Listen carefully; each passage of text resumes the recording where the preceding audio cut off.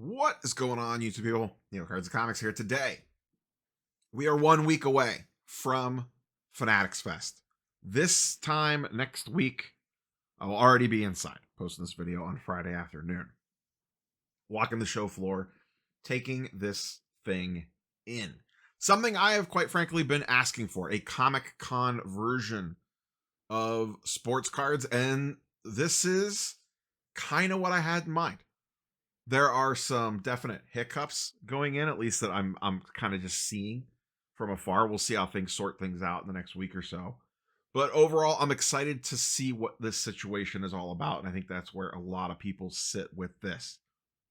I did purchase the $500 VIP pass or whatever it is, $495, $450 back when they first went on sale.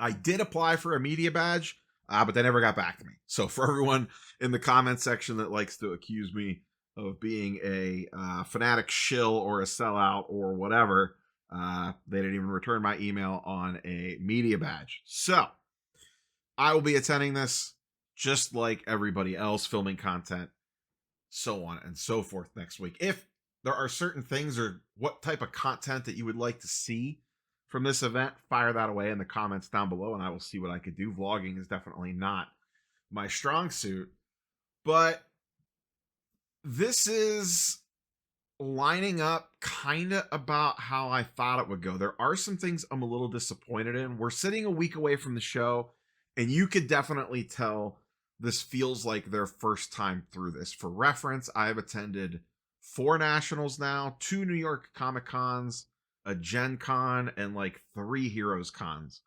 So some of those being really, really big shows. New York Comic Con and Gen Con are 2 monsters. It's been a long time since I went to Gen Con, but it's still on the resume.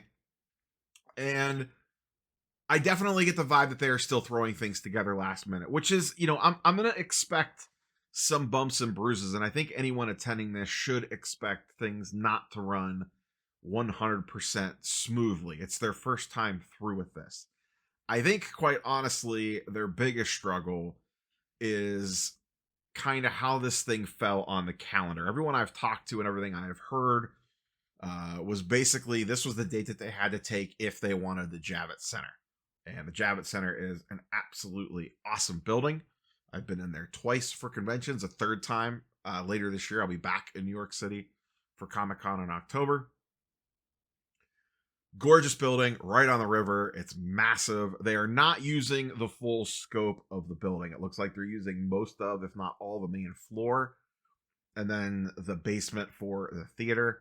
But it doesn't look like they're using the river section or the 5th floor upstairs where a lot of the conference rooms are at.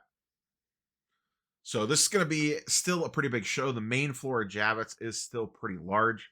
They do have a show map. We'll look at it here in a couple minutes. It was kind of a pain in the ass to track down, to be quite honest with you. It's only available on the app. I could not find it on the actual website. Their list of attendees is absolutely massive. Tons of different athletes and a lot of WWE superstars coming in for this thing. But like I was saying, I think the date and their run up to this is been the biggest roadblocks. Being 2 weeks after the National, being head to head with the East Coast National, from a card perspective, I think causes a lot of friction. But I think we all have to remember this, the card show aspect of this, us from the hobby people that consume content on this channel and in the card space are looking at this strictly from, I am going to look at cards. That is a third of the aspect of this. When we pull up the show map, you'll see the card dealer space is only about a third of the show floor. And that's how it works for New York Comic Con too. Most of it is corporate activations, marketing nonsense, exclusives, all that kind of stuff. And only about a third of the show floor, maybe even less at New York Comic Con, to be quite honest with you, is actual like dealers selling comic books. So this is not your traditional card show. If you just want to go walk around and look at cards, the National is still for you. If you want to go with a panel and sit down and listen to Spike Lee, Jalen Brunson, Josh Hart, and Walt Frazier talk about basketball, or what else do they got lined up here? Derek Jeter and David Ortiz, hear them talk about baseball and the Yankees Red Sox rivalry for 45 minutes, then this is the event for you. Or Tom Brady. Sit in a room and listen to Tom Brady sling stories with Stephen A. Smith. This is going to be the place for you. There are a lot of interesting panels. As being someone that is not a huge New York fan, obviously, a lot of these are East Coast biased with New York and Boston and the Giants, etc. So I'm not, jumping up in joy for all of these. There are a few that I am interested in. I actually think this Kevin Durant, Anthony Edwards, Jalen Rose one could be quite interesting. Anthony Edwards is absolutely hilarious in interviews. I've always been a big fan of Jalen Rose in the media, especially.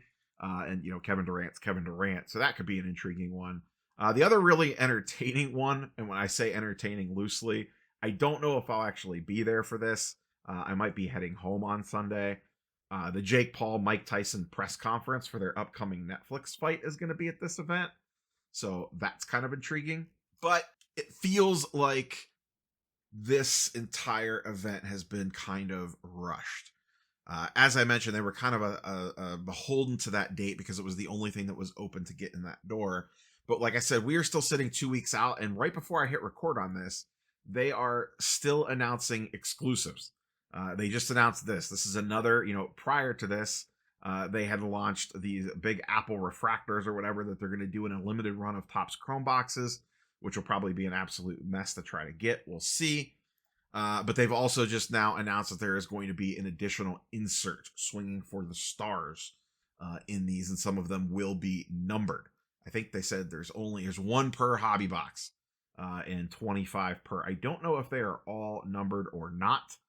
But base versions, and then a 101, a red to 5, a black out of 10, and an orange out of 25 in regards to parallels. So cool looking cards. Got the Statue of Liberty in the background, I guess. New York themed, a lot like the Big Apple fractors or whatever they're calling these things.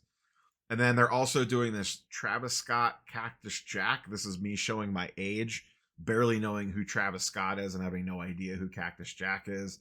This was a limited event or a limited thing. There's only like 1,000 boxes. You had to enter a raffle for it, and you got so many entries depending on what type of badge you had. And then you have to be there Saturday to claim it if you win. I entered. I have no idea. People will probably be flipping it like crazy. But these are the only two exclusives that we really know about so far.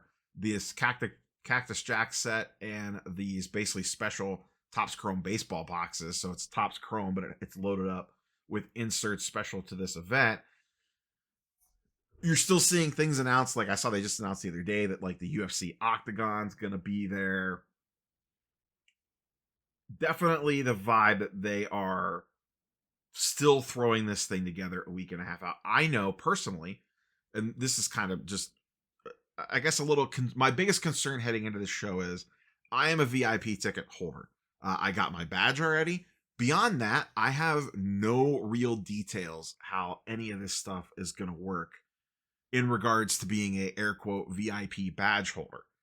Part of the appeal to the VIP badge is you get early access to the show floor. I can't find anything anywhere that actually tells me what the access to the show floor actually is. We'll go over here and take a look at it really quick. First access to FFNYC show floor Friday, Saturday, and Sunday. There's nothing that tells me what time that is.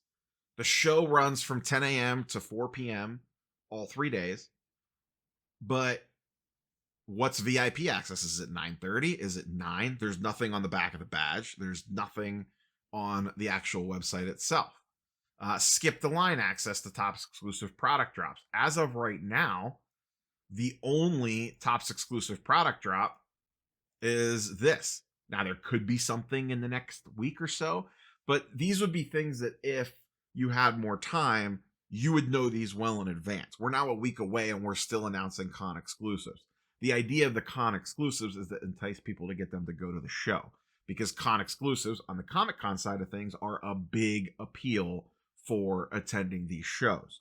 You want those con exclusives either for yourself, for your collections, or I know people that go to these big cons, buy the con exclusives, flip them, and pay for most of the trip. So they do the con exclusive things, hustle a little bit, flip them, and then they get to enjoy the rest of the show, and a big chunk of it is paid off flipping the con exclusives depending on how much they go for. San Diego Comic-Con is notorious for this. D23 is going on right now. People are freaking out over Lorcana exclusives. Same thing. People are selling those for anywhere from 3 to 10x depending on the product online, and that helps them bring down the cost of the show if it's not something that they're interested in keeping. So rushing these out, air quote rushing these out, not having this stuff laid out months and months in advance to entice people to go is going to hurt ticket sales. And I have a feeling, my general overall take is I think this event is going to be fun. It is going to be a good event to attend.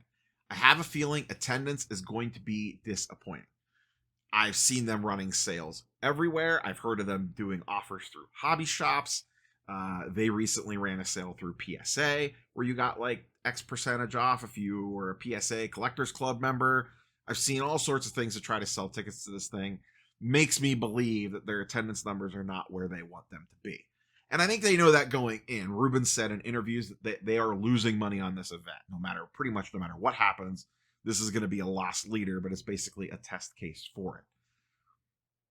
I think of a first one out of the gate.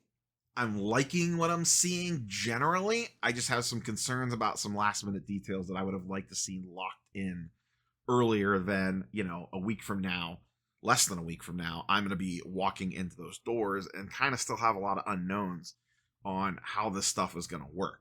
This Topps Chrome thing is going to be something that you're going to want to immediately figure out first thing in the morning. Now, maybe they do it where it doesn't go on sale until noon or something like that. So everyone's in the building and can get situated versus all running straight to the Topps booth to try to figure that out. I'm going to go ahead. Let's pull up the actual map of the show floor here. All right, here's the show floor map. This is a little jank. This is only available on mobile, so I had to screenshot it, email it to myself, and then stitch the image together because it all wouldn't fit in one image on the phone. So that's why it looks a little blurry. But this is the main show floor of the Javits Center. This is the main entrance right here. I've walked through here plenty of times. And then you can see on the right-hand side, the hobby hall. This is where all the card dealers are. PSA's back there in the corner. Topps hobby stage. It sounds like they are going to have, and I didn't look at the names, but like hobby content creators essentially do panels on how to collect, how to grade, that sort of stuff. We see CGC set up over here, Fanatics Collect, Fanatics Authentics, and then this is the dealer area essentially. So like I said, about a third of the show floor, maybe even a little bit more because some of this chunk gets eaten up by the entrance. Then we have all the major corporate booths, food court, clothing, the leagues, etc. Big Fanatics Superstore. I'm sure they'll have a bunch of cool stuff. WWE has a major presence at this show, which I guess is not surprising given the Fanatics relationship with them. And then we see photo ops and autograph zone across the map. For context, and now I am assuming this is using the full show floor in the main level of Javits. And then there's a theater downstairs in the basement, which is probably what they're using for their main stage. There's a main stage theater down underneath. For New York Comic Con, this is, assuming they're using the whole main floor, very similar setup, bunch of corporate dealer booths, etc.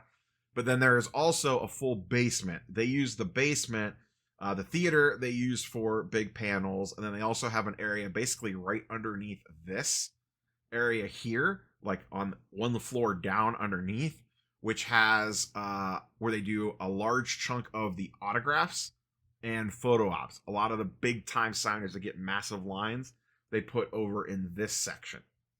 Over here, there's like another rectangle in the middle, and then in there, they usually do the smaller signers. So like an Ashley Eckstein will be over there. Someone that has more manageable lines, they could squeeze more people in, more signers into that area. And then there's a third section off to the right that is usually where Artist Alley is. And then there is a main lobby. You can't see it on this map. There is a fifth or a middle floor, which is a small section. It's called the River something. Really cool. It overlooks the river. It's all glass. That they usually use for cosplay. And then on the 5th floor, up some escalators, there's a bunch of conference rooms. That's what they use for smaller panels. So New York Comic Con is definitely a much larger event than this. Now, could I see Fanatics Fest eventually sucking up this whole building? I could. You know, you get you have a full year to plan. They pick a better date. They have a full year to market, get things set up. I could actually absolutely see them expanding into this building and using more of it with the proper planning and getting things kind of set up and situated. So that's kind of the gist of what you're looking at for the show floor. But I assume the Topps booth is where you're going to go to line up for this stuff. I don't know. But once again, these are all little details that I feel like we should know a week out that we still don't have yet. I mentioned earlier the big partnership with the WWE, and you could definitely see WWE stuff is hot at this show. When you scroll down through the autograph and photo op sessions, almost all the wrestling ones are sold out. Bianca Belair sold out. CM Punk sold out. Cody Rhodes is sold out. Drew McIntyre sold out. Jalen Brunson, one of the few athletes to sell out. Makes sense given we're in New York City. LA Knight sold out. Liv Morgan is sold out. Libby Dune, not sold out unless Sports Card Radio buys all the slots. We have Rey Mysterio and Rhea Ripley both sold out. Sabrina's actually sold out. One of the other few athletes to actually sell out is a female athlete.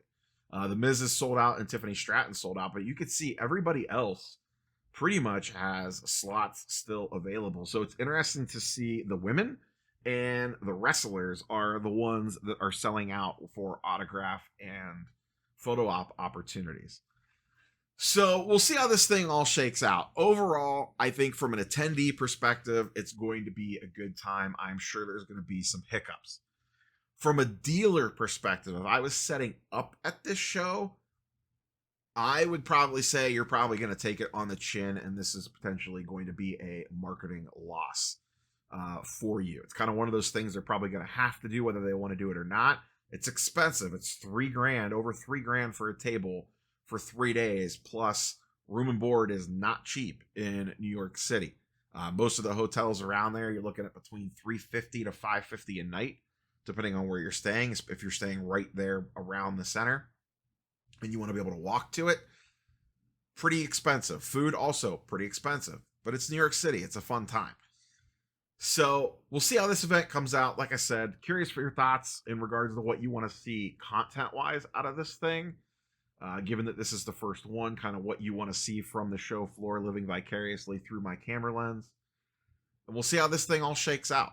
I've been getting ready for this thing all week, packing, making sure all my technology stuff's in order in regards to camera equipment.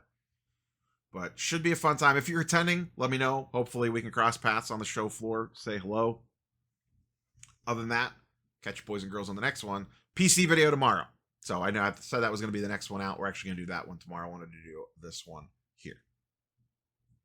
That's all I got. Peace.